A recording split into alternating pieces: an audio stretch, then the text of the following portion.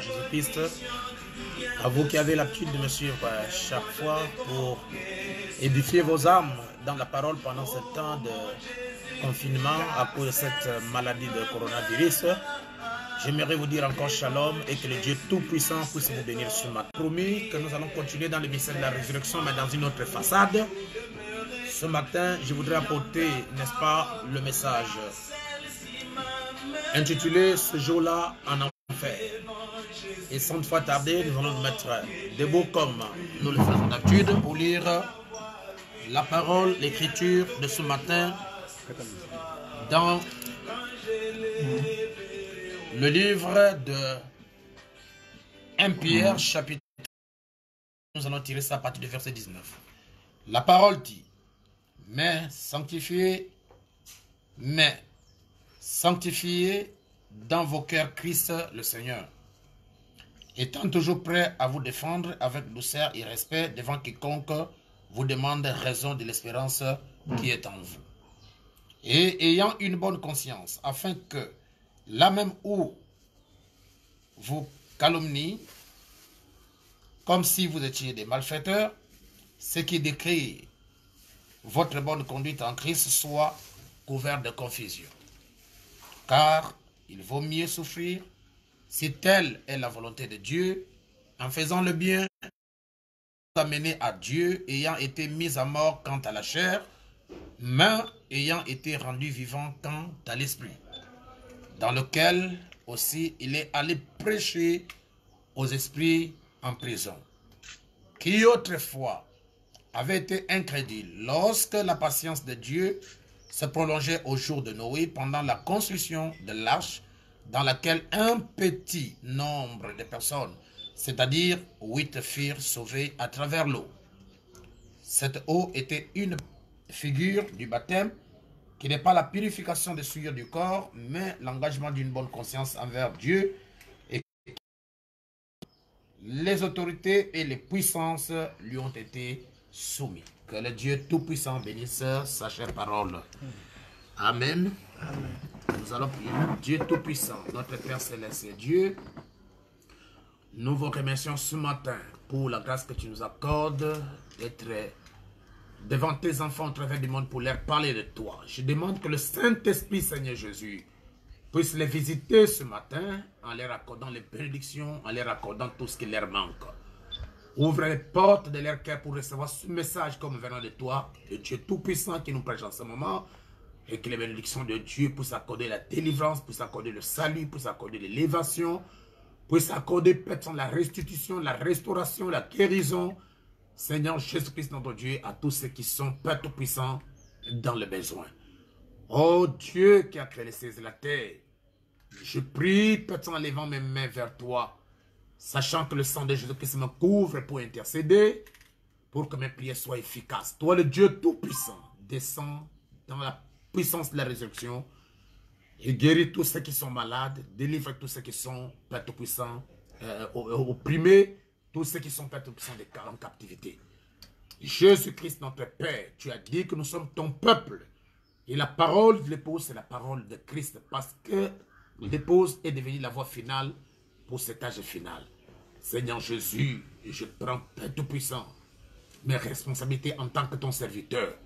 Je demande, Seigneur Jésus, dans cette nation du Gabon, Père, où tu as voulu que je puisse être ton porte-parole, Dieu Tout-Puissant, arrête, Père Tout-Puissant, cette maladie de coronavirus dans le tout-puissant nom du Seigneur Jésus-Christ.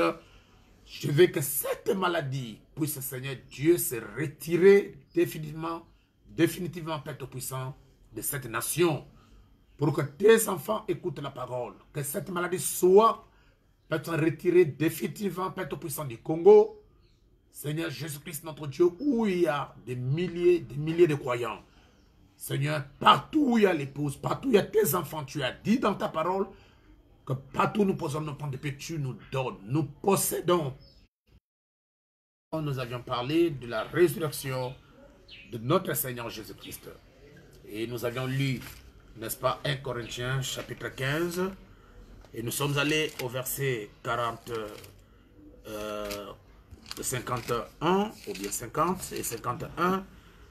L'apôtre Paul, qui écrit aux frères de Corinthe, il dit, voici, je vous dis, il s'agit de la résurrection physique.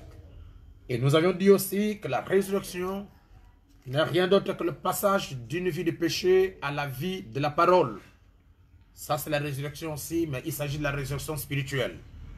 Et nous avions lu le prophète dans la brochure Le véritable sceau de Pâques, au paragraphe 264, où le prophète a confirmé que nous ne serons pas ressuscités, mais nous sommes déjà ressuscités dans une résurrection spirituelle.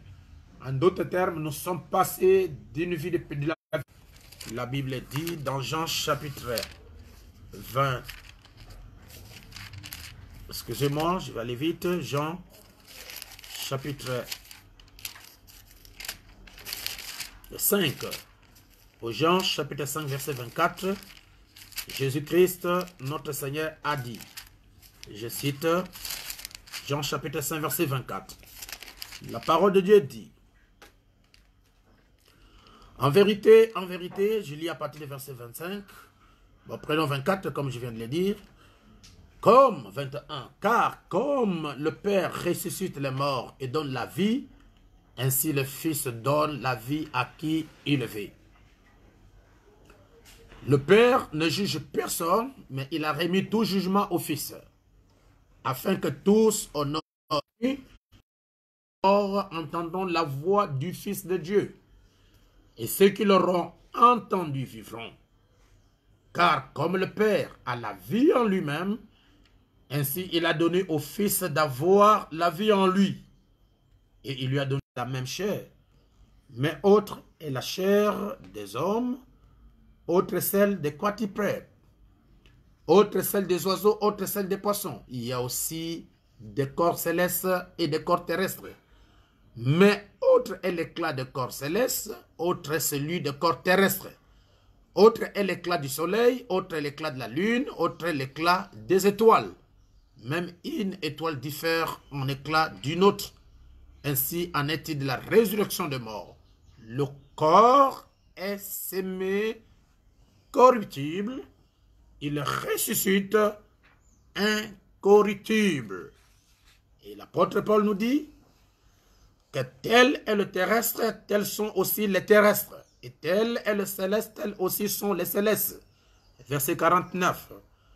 De même que nous avons porté l'image du terrestre, qui n'est rien d'autre que le premier Adam, la Bible dit, nous porterons aussi l'image du céleste, qui est Jésus-Christ, qui avait un corps parole.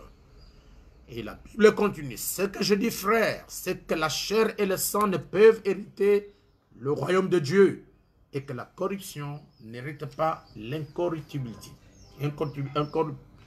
Incorruptibilité.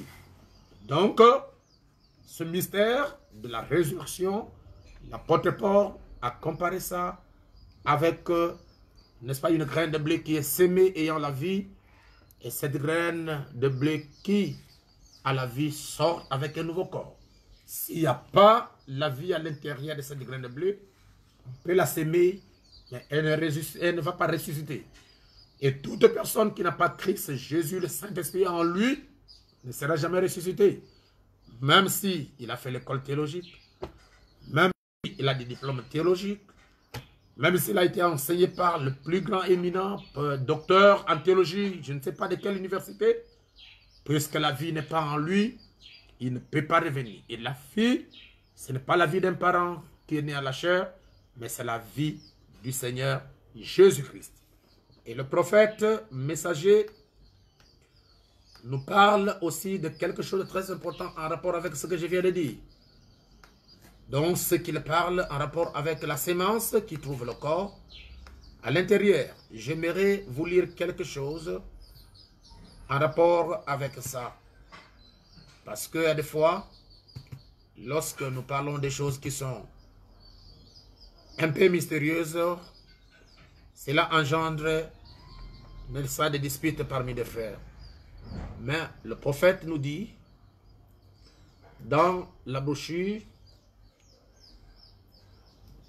Question et réponse numéro 3.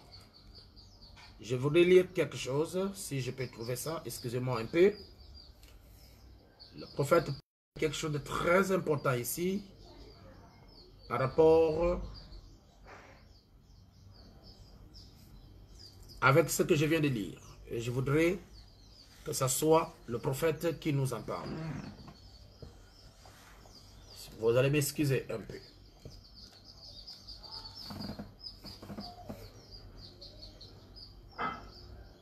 Donc, question et réponse numéro 3. On pose la question au prophète. Si je ne trouve pas, nous allons en trouver quand même.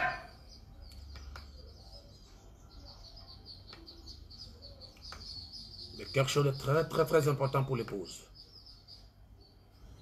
Et ça pourrait prendre dans cette brochure, il parle du mystère de la translation, comment ça va se passer et tout. Mais je vais chercher pour en trouver parce que cela est très important pour appuyer ce que je viens de dire. Donc, la résurrection est le passage d'une vie de péché à la parole. C'est aussi... Oh là là. Je ne sais pas si je pourrais trouver ça. C'est très important. D'accord. Je vais en trouver. Question, je disais question et réponse numéro 3. Quelque chose de... J'aimerais lire ça pour vous. Et ça vous permettrait d'être béni. Il parle en rapport avec ce qui va arriver. Et j'aimerais... Mais le paragraphe, c'est le paragraphe 243. Je vous en prie de pouvoir prêter vraiment votre attention pour comprendre exactement ce que le prophète messager est en train de nous parler en rapport avec ce mystère de la translation qui marche avec le mystère de l'enlèvement et qui marche avec le mystère de la résurrection de corps. On pose la question à Frère Branham. Veuillez expliquer le mystère de la translation de l'épouse. Le prophète dit au paragraphe 242, c'est juste un changement. Voyez-vous, nos corps maintenant, disons non. Comprenez-vous ce que je vais dire par cela? Je n'ai pas l'intention d'être sacrilège. Je ne vais pas dire les nôtres. Je ne vais pas dire cette église. Je vais dire chaque croyant. Il continue, il dit, Abraham, il attendait un fils promis. Lequel lui avait été promis, et c'est vrai. Et l'église attend un fils promis. L'épouse attend le fils promis. Avant que le fils promis puisse venir à Sarah et Abraham, leur corps devrait être changé. Et c'est juste. Elles étaient trop âgées pour avoir un bébé. Elles n'avaient pas de canaux galactophores. Les vaisseaux qui conduisent le lait aux mamelles. Dans ses seins étaient desséchés, sa matrice n'était pas féconde. Le reste.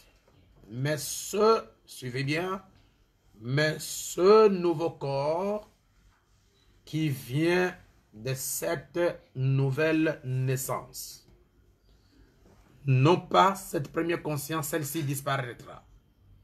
C'est cette chose à l'intérieur qui vit. Que tous ceux qui comprennent, que tous ceux qui le comprennent disent Amen. Frère Branham parle au paragraphe 248. Suivez très bien mes amis. Ce n'est pas cette vie, ce goût, ce tout, mais votre partie intérieure ici à l'intérieur,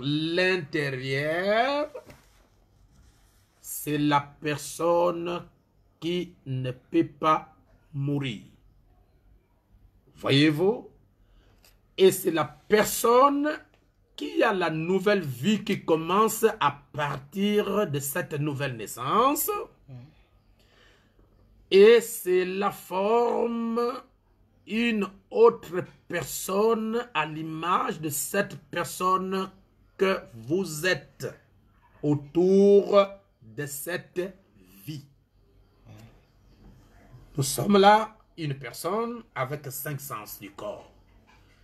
Mais le prophète dit, par la nouvelle naissance, cela forme en nous une autre personne à l'image de cette personne. De cette personne que vous êtes autour de cette vie. Cette vie à l'intérieur, autour de cette vie, ça forme l'image d'une autre personne. Ça forme une autre personne à l'image de celui que nous sommes. Vous voyez, dans cette sémence dont nous avons parlé, dont Paul parle dans 1 Corinthiens, chapitre 15, verset 35, dans cette sémence qui a la vie à l'intérieur, il y a un autre corps qui se forme autour. Je pense que vous me comprenez très bien. Et le prophète nous dit que cette personne extérieure, ayant 5 sens, il est voué à la mort et il mourra. Mais à cause de la nouvelle naissance dans cette personne, à l'intérieur de cette personne, il y a une vie. Et à l'intérieur, autour de cette vie, se forme une autre personne à l'image de celle-ci. Et le prophète dit, et cela forme une autre personne à l'image de cette personne que vous êtes autour de cette vie. Comprenez-vous cela? Et il continue d'ici. Ainsi, potentiellement, c'est ici dedans. Faites seulement le négatif. Cela reflétera le positif, la parole, voyez-vous. Et la même chose est, ou plutôt l'enlèvement de l'épouse sera pareil. La parole qui est en vous, le corps, se matérialisera autour de cette parole qui est en vous. Et c'est la même chose qui se produit chez Sarah. Se passe en 2 temps. Premièrement, en un instant, et ensuite en un clin d'œil. C'est-à-dire, le changement en un instant nous introduit dans un changement en un clin d'œil. En d'autres termes, le clin d'œil, c'est la phase finale. Messager du temps de la fin, le prophète William Marion Branham. Et nous avions lu ça avec vous ici, dans la brochure, pour ne pas vraiment aller trop loin. Nous avions lu ça avec vous, dans la brochure, la brèche entre les âges et les sceaux. Et nous avions lu le paragraphe 248. J'aimerais revenir un tout petit peu parce que les gens en ont demandé que je puisse en parler. Et je ne parle pas par moi-même, je ne fais que répéter ce que le prophète a dit. Le prophète messager dit dans la brochure, la brèche entre les âges et les sceaux, prêché en 263, paragraphe 248. Peu importe qu'il s'endorme à la première veille, à la deuxième, à la troisième, à la quatrième, à la cinquième, à la sixième ou à la septième, quel que soit l'endroit où il s'endorme. Les veilles dans la Bible sont typifiées aux âges. Donc, quand on parle du premier veille, il s'agit du premier âge. On parle du deuxième, du troisième, quatrième. Vous continuez, n'est-ce pas? Retentira en même temps que le dernier ange donne son message. Et nous savons et nous croyons que le dernier ange, c'est le prophète William Marion Branham. Et le prophète Branham dit lui-même qu'il dit cette dernière trompette dont l'apôtre Paul a parlé dans 1 Corinthiens chapitre 15, verset, n'est-ce pas, 52, sonnera en même temps que le 7e ange, ou bien le dernier ange sonne la trompette, et il continue, et que le dernier sceau est ouvert. La dernière trompette sonne en même temps que le 7e ange donne son message et que le dernier sceau est ouvert. Et nous savons très bien que le message du 7e ange ou bien du prophète messager, ce n'est pas la guérison divine, ce n'est pas, n'est-ce pas, le discernement de l'esprit, mais son message, c'est l'ouverture de la parole ou la révélation des mystères cachés de toute la Bible. C'est ça son message. Le vrai message de Frère Branham, c'est le 7e sceau. Comme il a dit ça lui-même dans la brochure La Fête des Trompettes, Si vous pouvez lire, vous trouverez que le prophète dit que le message du 7e ange, c'est l'ouverture de la parole ou le 7e sceau. Et le prophète dit, cette dernière trompette sonnera et voici le Rédempteur qui s'avance pour prendre possession de ce qu'il a racheté son église lavée par le sang. Paragraphe 256. Et même les vivants qui seront restés jusqu'à sa venue ne dévanceront pas ceux qui sont endormis. Car la trompette de Dieu sonnera. À cette dernière trompette, quand le dernier sceau est brisé et que le 7e ange donne son message, le prophète Branham dit, la dernière trompette sonnera et les morts en Christ ressusciteront. Et nous, les vivants qui serons restés, nous serons ensemble enlevés avec eux à sa rencontre dans les airs. Le prophète dit, il réclame. Maintenant, il s'est avancé pour réclamer son bien. Et le prophète continue. Dans la brochure, Dieu se cache et se révèle dans la simplicité prêchée en 63, paragraphe 79. Le prophète dit, et ce calcium, cette potasse et tout alors que tout ce qu'il y a en vous, comme matériaux, ça ne donne qu'une cuillerée. C'est vrai. Et ce qui arrive, c'est que ça redevient esprit et vie. Dieu n'a qu'à parler et l'enlèvement va se faire. Il n'est pas question d'aller là-bas et que les anges descendent avec les pelles pour ouvrir les tombes et en faire sortir quelques vieux cadavres là. Qu'est-ce que c'est tout ça? C'est né. Frère Branham a dit, c'est le prophète qui en parlerait, il dit les morts en sortiront, c'est peut-être vrai, mais elles ne s'ouvriront pas dans le sens que vous dites ouvrir. Voyez, c'est vrai, voyez, ça ne se passera pas de cette manière-là. Le prophète Branham dit, pourquoi les sceaux ont été brisés en ces derniers jours?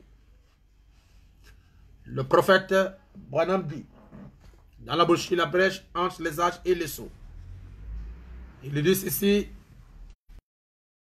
il dit maintenant, frère Smith, vous pouvez essayer de soutenir, voyez-vous, pour essayer de soutenir sa thèse du sommet de l'âme. Là, il dit que l'âme dort et qu'il n'y a pas l'autel du sacrifice au ciel. Que le seul autel dont il est question, c'est que celui qui croit qu'au ciel, c'est l'autel des parfaits. Mais mes chers amis, je ne cherche pas à contredire mon frère. Mort. Voyez-vous, ils sont vivants. C'est pourquoi tous les saints des âges qui n'ont pas reçu le message de cet honneur, qui n'ont pas reçu la révélation des sceaux, qui n'ont pas reçu, n'est-ce pas, le mystère caché révélé des âges, ou qui lui donne la vie immortelle. Il s'agit du Seigneur Jésus-Christ lui-même. Et le prophète Branham nous dit, dans la bouche, le son incertain, à partir du paragraphe 387, prêché en 1960, le prophète dit, ce qui s'est passé sur la montagne de la transfiguration, c'est exactement ce qui s'est passé à l'ouverture de sceaux. C'est Jésus-Christ qui a marché une fois sur la terre, qui nous a racheté des grands prix, je vais vous le lire. Le prophète dit pour ouvrir le sceau, il ne devrait pas venir comme étant un agneau, mais il doit être le lion. C'est pourquoi lorsque Jean a entendu la question qui disait qui est digne de prendre le livre d'ouvrir le sceau, personne n'était digne, Jean a pleuré. Mais l'ancien lui a consolé, elle dit à Jean ne pleure pas. Voici, le lion de tribu de Juda a prévalu. Jésus-Christ dans sa fonction du sacrificateur, du sacrifice lors de la première venue. Et le lion, c'est le Seigneur Jésus-Christ dans sa fonction du juge ou du roi, en rapport avec la seconde venue. Mais on a montré à Jean l'agneau, et quand le lion, et quand Jean regardait, il a vu l'agneau. C'est pour vous montrer que l'agneau était le Seigneur Jésus, et le lion aussi, c'est le Seigneur Jésus. Et lorsque nous plaçons les deux dans la Bible, le prophète William Branham nous dit que l'agneau, c'est Jésus-Christ, homme. Et le lion, c'est Jésus-Christ, homme transfiguré. Et le prophète le place dans Matthieu 17 pour montrer la forme que Jésus-Christ avait et comment il a été revêtu de la nuée pour changer de forme. Et le prophète nous dit que cette forme que Jésus-Christ avait changé, avait, n'est-ce pas, reçu cette forme de la transfiguration, c'est la forme d'Apocalypse 10, à partir du premier verset, qu'il est en train de descendre avec un livre ouvert pour remettre ce livre au prophète William Marion Branham. Et tous ceux qui reçoivent la parole que l'ange puissant a apportée passent par le processus de la résurrection spirituelle et d'autres sortent du sommeil de l'âme parce que l'épouse vivante et l'épouse qui est morte attendent de pouvoir lire le prophète pour que vous puissiez, n'est-ce pas, être bénis. Si vous allez aussi dans question et réponse numéro 2, péché en 64, vous pouvez lire aussi le paragraphe 290. Vous pouvez aller aussi dans la brochure, je crois, une délivrance totale. Vous verrez là-bas comment Frère Branham nous parle d'un mystère qui s'est passé dans sa position correcte. Et très bien. Et Frère Branham dit, comme la chambre était fermée, et il a ouvert, il a allumé l'interrupteur, il a commencé à chercher, hop, il ne l'a pas trouvé. Et le prophète dit que ces gens-là qui sont partis sont dans une dimension que nos yeux ne peuvent pas le voir. Et ils nous voient bien, mais nous ne pouvons pas le voir. Et dans la brochure, le roi rejeté, le prophète dit, où il raconte son histoire quand il est parti de l'autre côté. Il dit la 6e dimension, où là où se trouvent les saints, ce n'est pas un endroit qui est trop loin comme nous imaginons. Le prophète dit c'est à 6 mètres de l'endroit où il dormait, donc sur son lit. C'était juste à 6 mètres et il est arrivé à la 6e dimension. Donc nous devons être prêts, être baptisés du Saint-Esprit pour, n'est-ce pas, vivre véritablement le mystère de la résurrection, le mystère de la nouvelle naissance et le vrai mystère du baptême du Saint-Esprit dans notre vie, comme Jésus-Christ l'a vécu et comme les apôtres les ont vécu. Ceux qui sont en Christ sont morts, ils ont crucifié la chair et tous leurs désirs, et c'est plus eux qui vivent, mais c'est Christ et Jésus qui vivent en eux. Et je vous ai montré rapidement et brefement, trop bref, que Jésus-Christ fut arrêté, n'est-ce pas, un mardi, et il devait être gardé mardi, mercredi, jeudi. Il devait être tué. Sera pour vous le premier des mois. Il sera pour vous le premier des mois de l'année. Parlez à toute l'assemblée d'Israël et dites le 10e jour de ce mois, on prendra un agneau de famille, un agneau pour chaque maison. Si la maison est trop peu nombreux pour un agneau, on le prendra avec son plus proche voisin, selon le nombre de personnes. Vous compterez pour 7 agneaux d'après ce que chacun peut manger. 4 jours pour voir s'il a des défauts. C'est exactement le type de l'agneau qui a été immolé lorsqu'Israël sortait du pays de l'Égypte. Il a été pris le 10e jour. Il doit être gardé 4 jours afin, n'est-ce pas, de pouvoir le tuer le 4e jour entre 2 soirs. C'est pourquoi les Juifs ne changent jamais les dates de la Pâque. Et le prophète Branham nous montre que c'est ce que l'Église romaine a fait. Il a changé, n'est-ce pas, les vraies Pâques pour mettre la Pâque païenne. N'est-ce pas, le système des églises traditionnelles et des mis au tombeau. Parce qu'il est mort le vendredi pour ressusciter le dimanche matin. Il n'a pas fait totalement 3 jours. Et la Bible a comparé la résurrection de Jésus-Christ, n'est-ce pas, à la présence de Jonas dans le ventre d'un poisson. Voilà, Jésus a pris ça comme étant un type. Et il a pris ça aussi dans Jean chapitre 12, je crois à partir du verset 24, comme étant le type d'une semence qui tombe à terre, qui doit pourrir, qui doit mourir à travers l'eau. Pour être encore plus compréhensif, lorsque Dieu envoya les prophètes, ou j'aimerais dire, Dieu ne peut pas juger un homme, une nation, un peuple, s'il ne vous envoie pas d'abord la miséricorde. Rejetez le messager qui a apporté un message pour mettre les gens à l'abri du danger. Et n'oubliez pas le temps de Noé, depuis le temps même d'Adam. Peu importe que vous soyez fils de Dieu, que vous croyez à la parole ou pas, lorsque vous mourriez à cause du péché d'Adam, vous ne pouvez pas aller directement au ciel. Alors, l'enfer avait des compartiments. Il y a l'enfer ou la 5e dimension. Il y avait un endroit pour les âmes perdues avec, n'est-ce pas, les démons.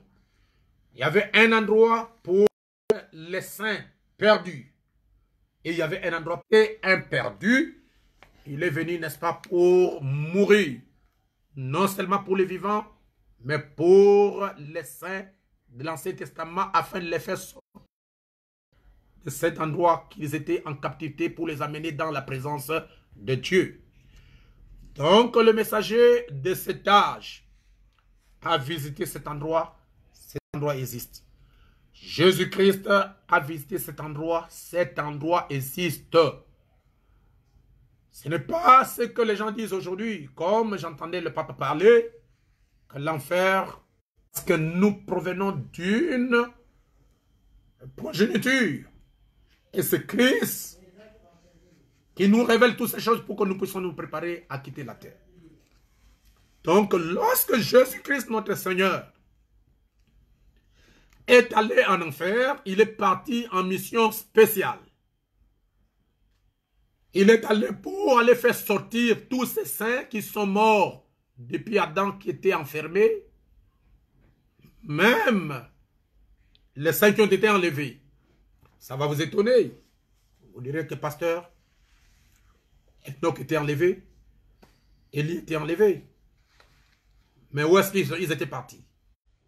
Je ne vais pas vous blesser ou blesser vos sentiments. Le prophète messager, je vais vous lire ça tout à l'heure. Il est dit qu'Enoch était parti en enfer dans le compartiment des saints de l'Ancien Testament. Parce qu'il attendait le règne. Il y avait des femmes, des hommes, des jeunes, des filles, des personnes âgées. Tous ensemble dans cet endroit hideux, appelé la prison des âmes perdues. Paragraphe 80. Si j'avais le temps, j'aurais aimé vous en parler. Et peut-être que cela n'était qu'une vision, qu'il était le Fils de Dieu. En effet, on leur avait prêché lors de la patience au jour de Noé. Il a frappé à la porte et il a dit, je suis celui dont Enoch a parlé. Je suis la sémence de la femme qui devait écraser la tête du serpent. Chaque parole de Dieu s'est accomplie. Je viens de mourir là-bas au calvaire. Et je rachetais mon église et celui dont Enoch a parlé, c'est moi. Et il était sans miséricorde, sans espoir, parce qu'ils avaient péché. Il n'est pas parti pour sauver les incrédules qui étaient là-bas, mais il est parti, n'est-ce pas, pour leur témoigner qu'il était celui dont les prophètes de l'Ancien Testament ont parlé. Ceci se passe pendant qu'il est dans la tombe, son corps attendant la résurrection. Il a visité les lieux où vont les justes et les injustes, là où vous irez en un de ces jours, à l'un ou à l'autre de ces endroits. Et le prophète continue, bien sûr, ensevelissement. Je continue la lecture au paragraphe 93 pour continuer mon idée afin de ne pas me perdre. Le prophète dit, il y a beaucoup de choses qui sont intercalées là-dessus, mais j'aimerais vraiment vous parler de ça pour que vous puissiez saisir. Le messager prophète continue la lecture au paragraphe 93 de la même brochure ensevelissement. Je lis 84 d'abord. Il frappe à la porte de l'enfer. Et alors le diable sort et je peux juste l'entendre dire, oh, tu es donc finalement arrivé? Je pense quand j'ai tué Abel. Vous voyez, depuis que cette sémence avait été promise dans le jardin d'Éden, le diable a constamment tenté de la détruire. Et la mort d'Abel et la venue de Seth, c'était juste la mort, l'ensevelissement et la résurrection de Christ. Cette sémence doit continuer et il a tenté de la détruire. Il a dit, je pensais t'avoir eu quand j'ai tué Abel. Je pensais t'avoir eu quand j'ai tué les prophètes. J'étais sûr de t'avoir eu quand j'ai décapité Jean. Mais à présent, tu es finalement arrivé. Maintenant, je t'ai eu, oh là là. Je peux l'entendre dire, Satan approche. Maintenant, si lui le chef, il tend la main, il arrache la clé de la mort et du séjour des morts. Virginalement, mon sang est encore fait sur la croix. Et la dette est entièrement payée, tu n'as plus aucun droit. Tu es dépouillé, donne-moi ces clés. C'est juste, il se retourne et lui donne un très bon coup de pied. Puis il claque la porte et il dit, reste là-dedans à partir de maintenant. C'est moi le chef. Paragraphe 88. Or, il n'avait pas les clés du royaume, car il les avait données à Pierre. Nous verrons cela le matin avec le baptême d'eau. Mais il avait les clés d'Abraham. Où sont-ils? Où sont ces gens qui avaient placé leur foi dans la parole de Dieu? Les a-t-il oubliés? La mort les a-t-il anéantis? Était-ce la fin? Jamais, jamais. Dieu doit tenir sa parole. Je peux le voir. Jetons un coup et dire, c'est la pierre qui s'est détachée de la montagne sans le secours de qui met. Aussi sûr que je me tiens ici, je vois Job s'élever et dire, c'est mon rédempteur, au sujet de qui et duquel j'ai dit que je savais qu'il était vivant et qu'un jour il se tiendrait sur la terre. Mon corps n'est peut-être qu'une petite cuillerée de poussière, mais dans 15 minutes, j'y serai de nouveau. C'est lui.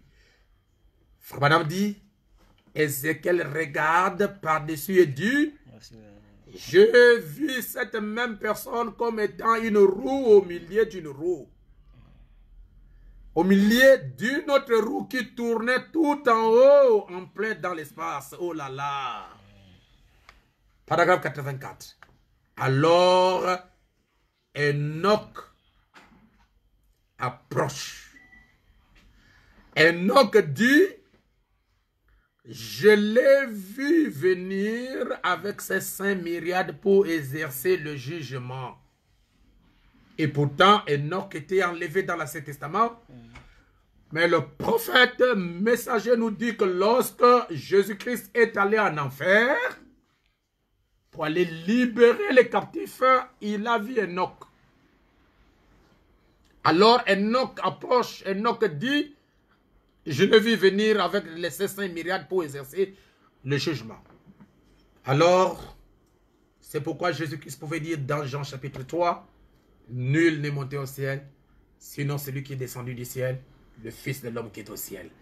Tous les saints de l'Ancien Testament, qui passent par la mort, qui passent par l'enlèvement, qui passent par la disparition, personne n'est rentré au ciel avant que Jésus-Christ ne puisse les amener.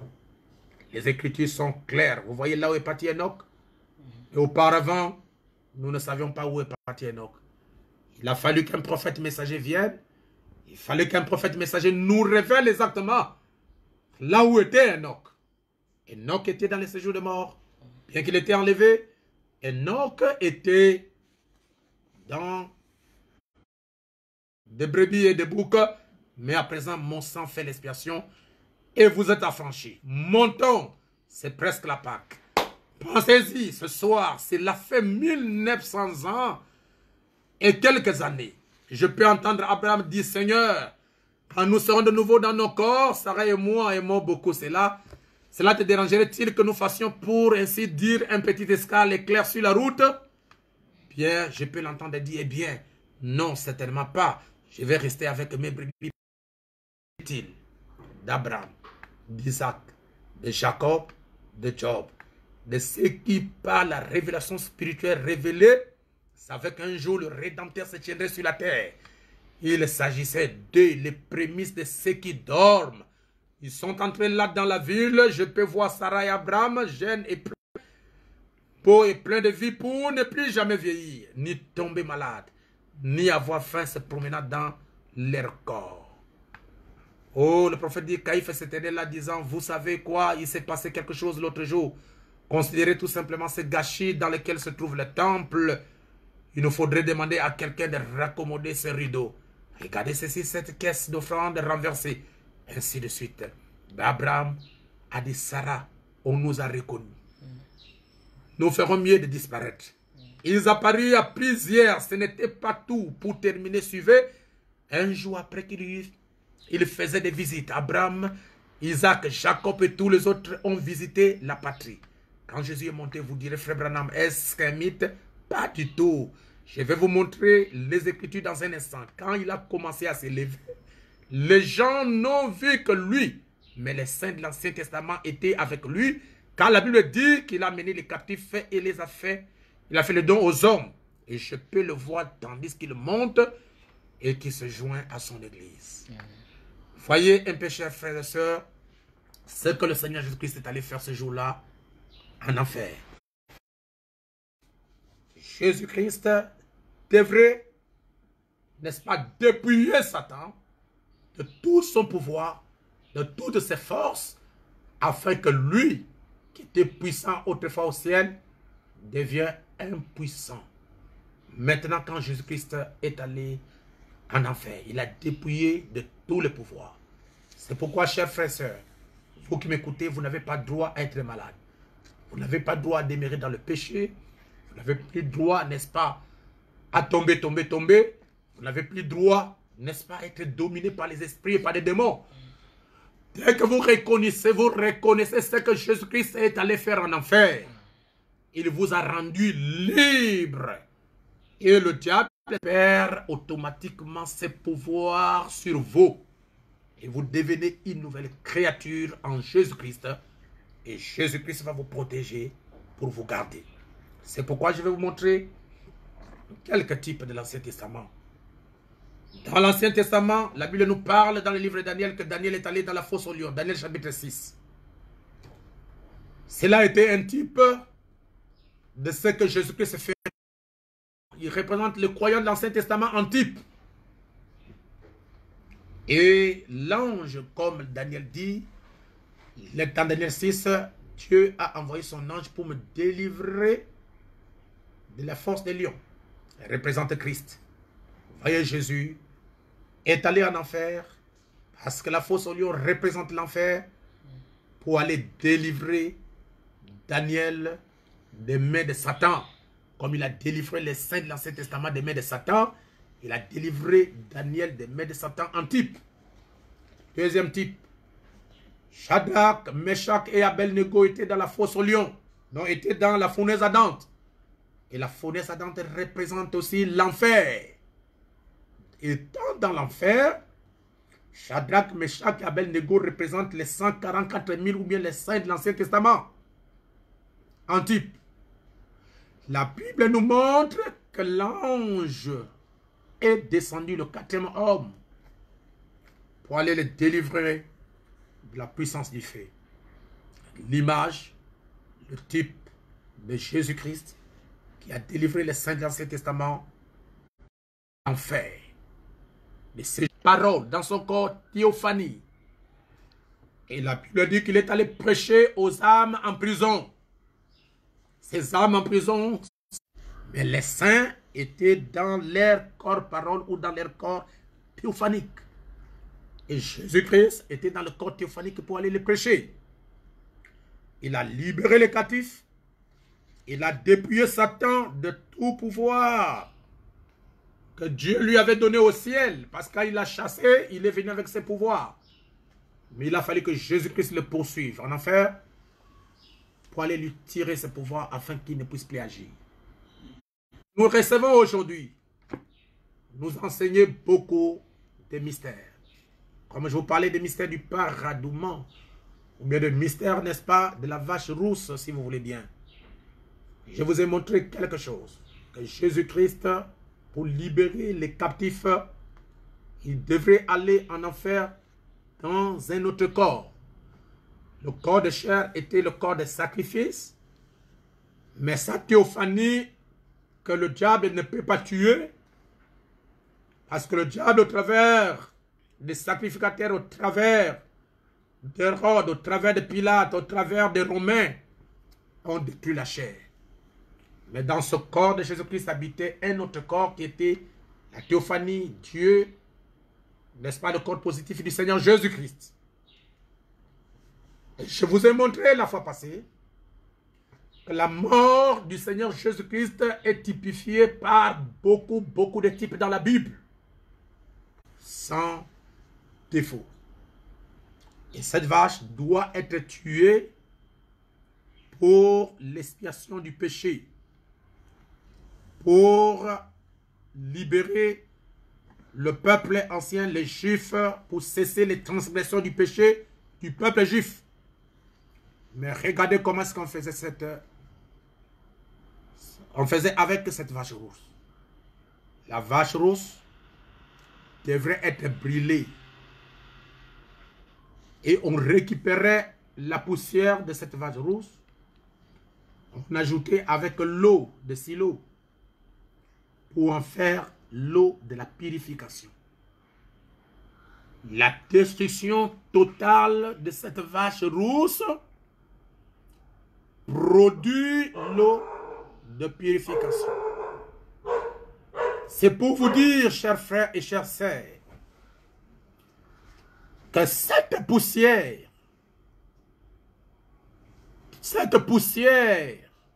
de la vache rousse n'est rien d'autre que la vache rousse transformée. C'est la vache rousse, mais dans une autre forme, pour apporter la purification, pour devenir l'eau de purification.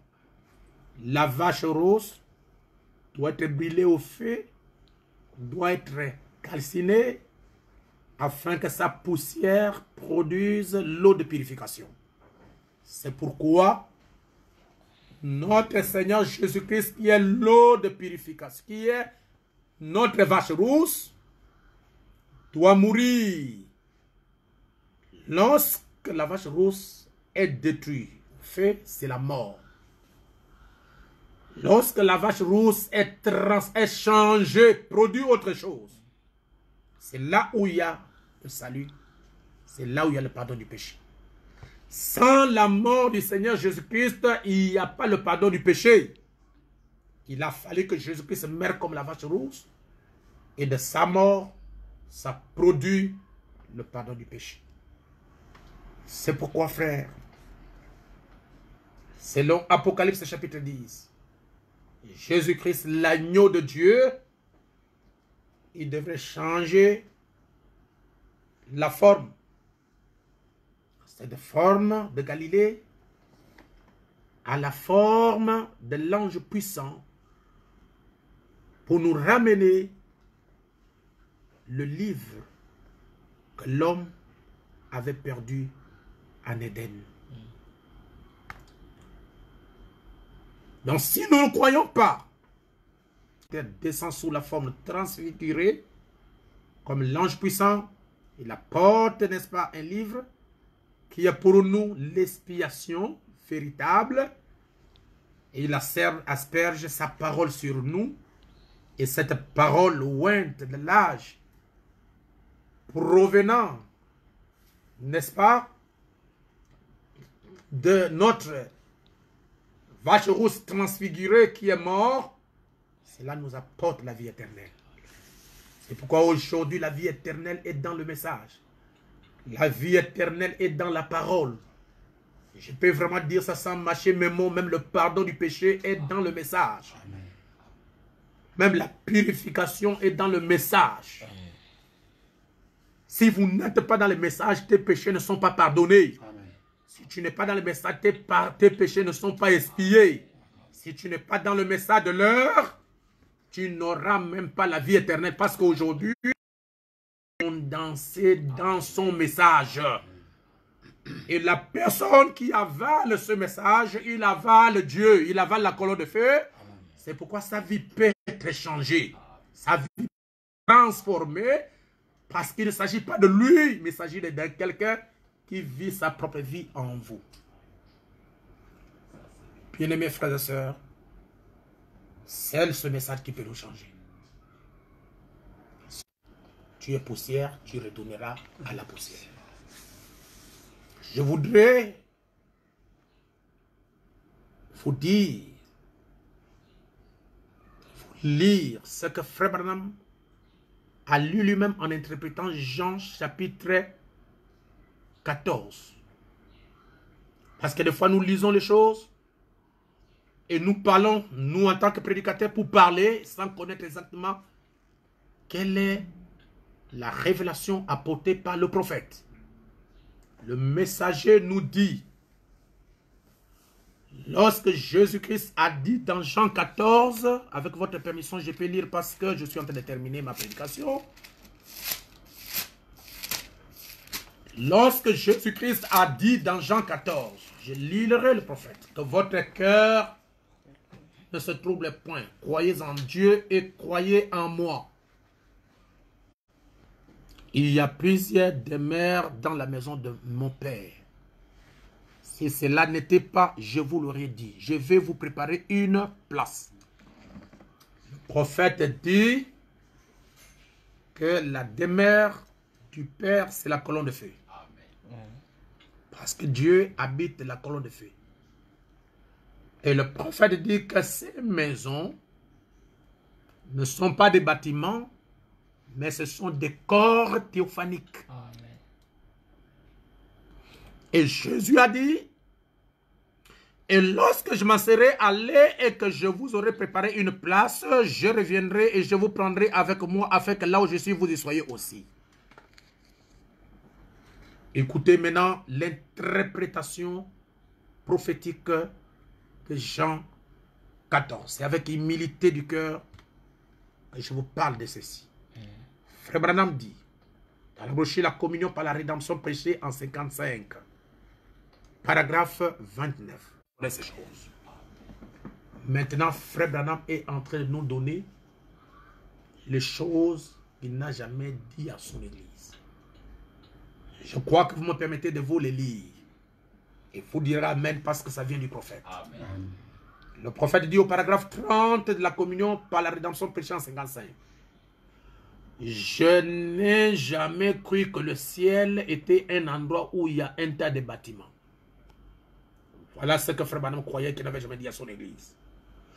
Où il y a un tas de maisons faites de mortiers dont les murs sont tapissés, dont les murs sont peints.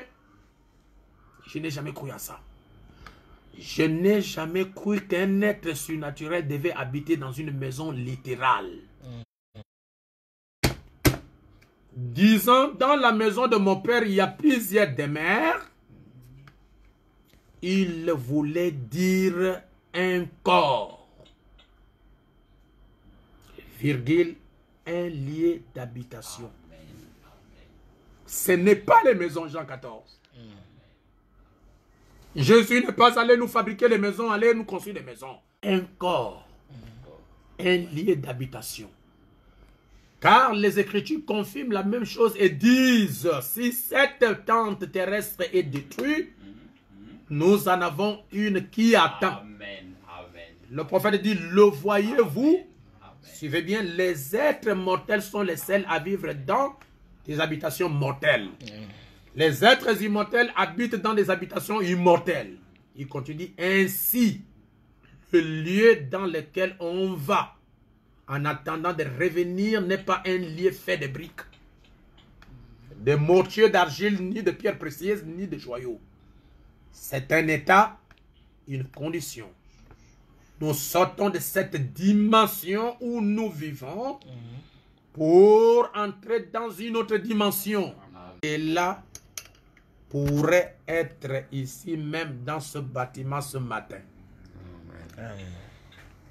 Dans une dimension qu'aucune radioactivité ni rien d'autre ne pourrait atteindre. Ça se trouve là.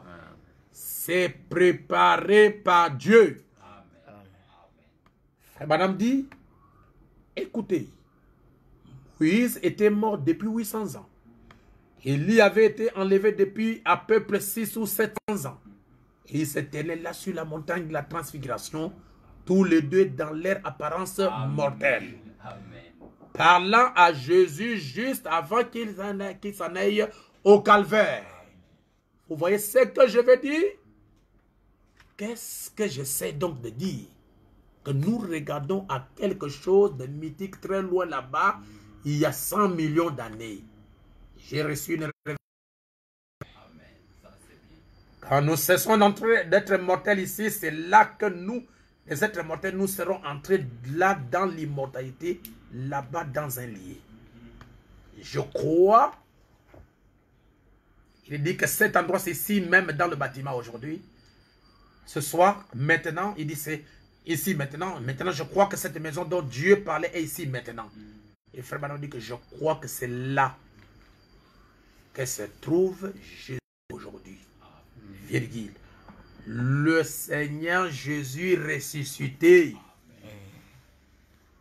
Frère Branham dit pas très loin là-bas, quelque part à 1 million de kilomètres, mais juste ici, présent avec nous maintenant.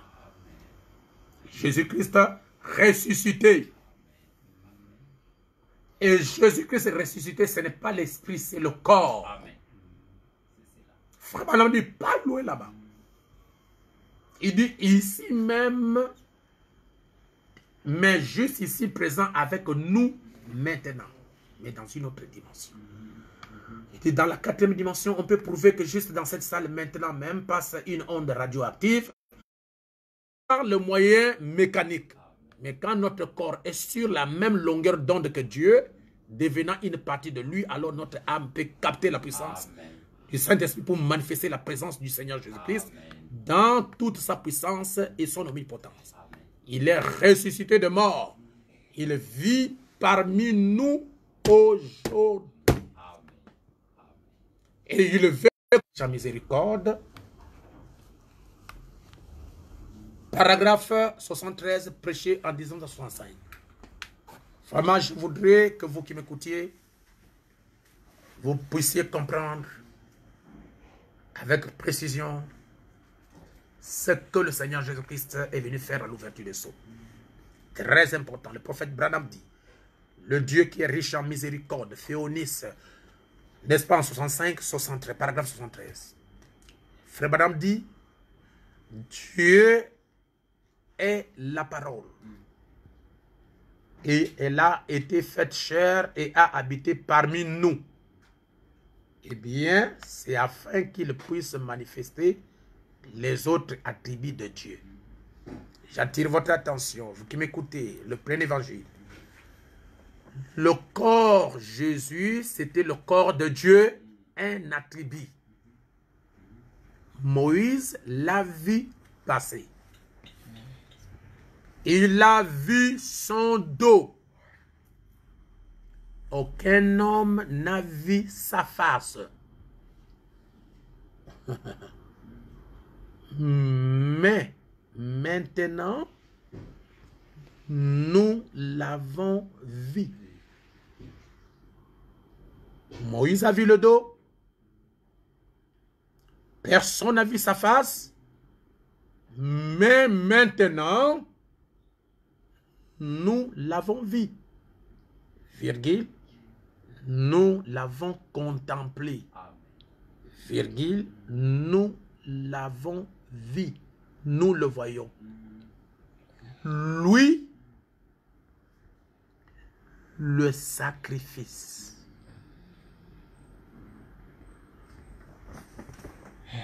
Ce sont les citations que je donne au plein évangile. Très, très, très important.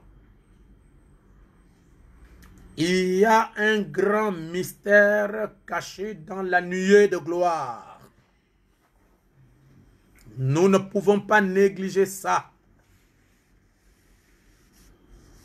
Il y a un grand mystère caché dans la nuée qui est descendue à l'ouverture des sceaux. Frère Branham nous dit, aucun homme n'a vu sa face. Mais maintenant, nous l'avons vu, nous l'avons contemplé, nous l'avons vu, nous le contemplons, lui, le sacrifice. Le sacrifice, ce n'est pas le corps spirituel. Le sacrifice, c'est le corps physique. Et Frère Branham dit que nous l'avons vu et nous l'avons contemplé. C'est qu'il y a un grand mystère dans cette nuée-là. Et si nous voulons comprendre ce mystère, Matthieu 17.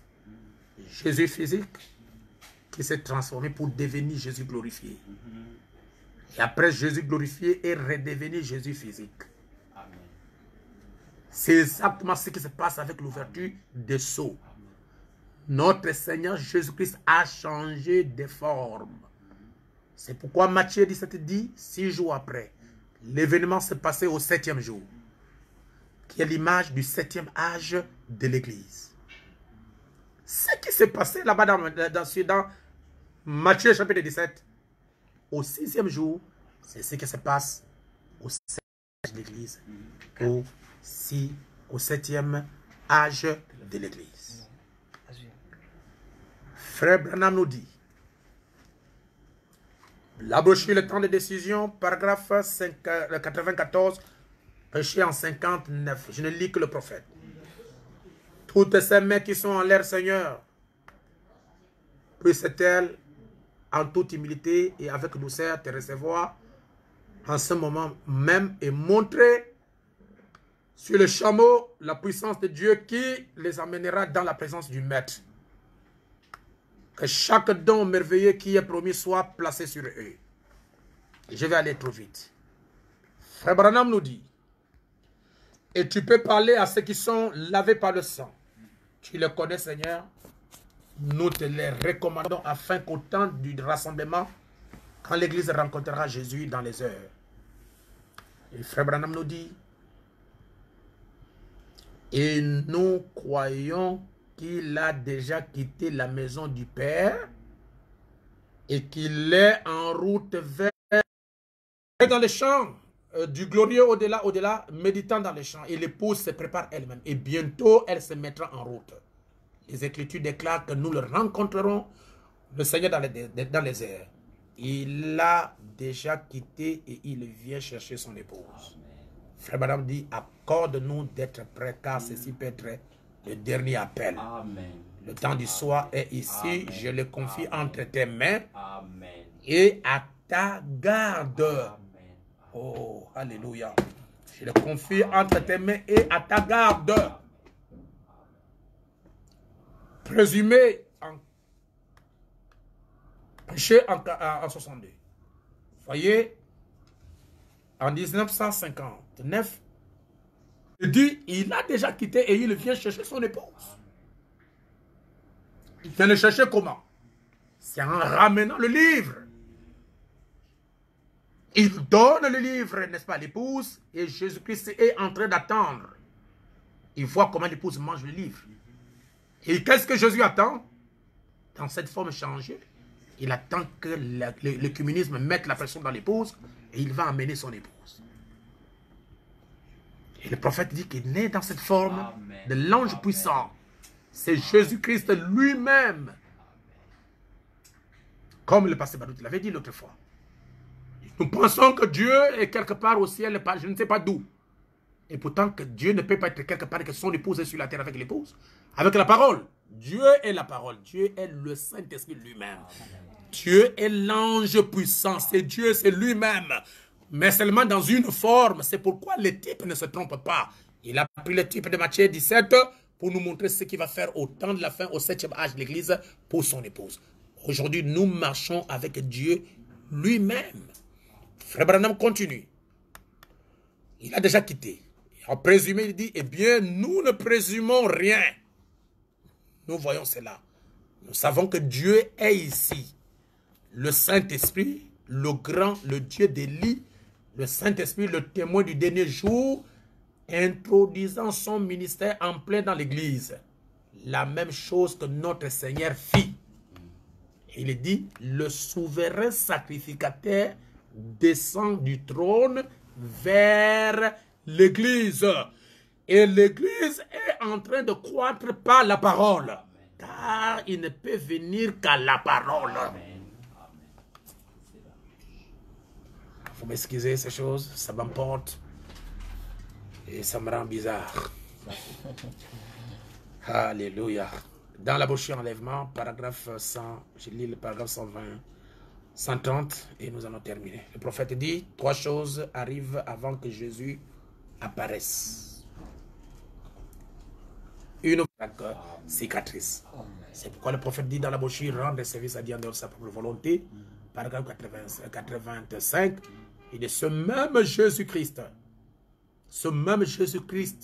qui nous a rachetés, Frère Branham dit, qui est au milieu de nous, se personnifierait un jour devant nous et nous le verrons avec chaque cicatrice.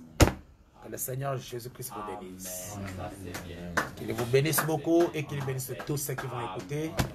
Nous allons prier. Bien-aimé Père Céleste, notre Dieu, que cette parole entre dans le cœur de l'âme.